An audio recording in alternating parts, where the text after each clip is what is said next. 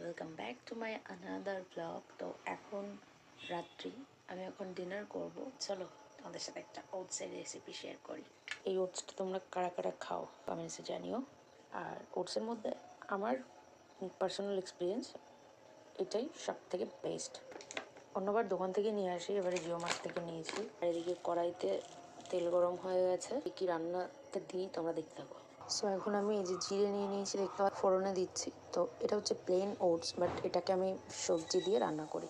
জিরেটা হালকা ভাজা হয়ে যাবে, সাথে ভিডিও শেয়ার করার চক্করে আমার কড়াইটা এরকম হয়েছে, মানে অনেকক্ষণ রয়েছে, হিট হয়ে রয়েছে, আস্তে দেওয়া গ্যাস। বাট ওই যেহেতু এর ভিতরে ভাজা করেছি একটা, তো সেই জন্য একটু এরকম হয়ে রয়েছে। আর এর ভিতরে এই যে আমি কেটে নিয়েছি, দেখো দেখাই কি কি কেটেছি। আলু, গাজর, লঙ্কা, আলু, কুমড়ো, এই কটাই সবজি। আর একটু টমেটো দেবো, দিয়ে দিয়েছি। এবার এটাকে নাড়াচাড়া করি। তো এইটার ভিতরে এবার নুন টুন দিয়ে হালকা করে ভাজা ভাজা করে নেবো।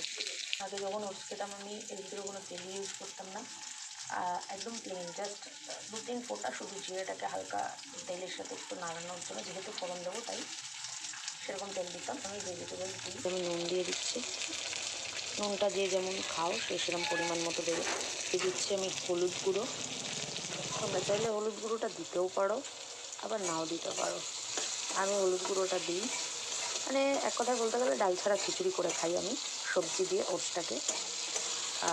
তেলও একদম কম দিই, বাট আজকে একটুখানি তেলটা সামান্য বেশি হয়ে গেছে, মানে যেখানে একটুখানি দিই সেখানে তেলটা অনেকটা হয়ে গেছে। এবার এটাকে নেড়ে চেড়ে আমি সুন্দর করে একটু হালকা সেদ্ধ করে নেবো, বেশি ভাজবো না। তারপরে ওটসটা দেবো।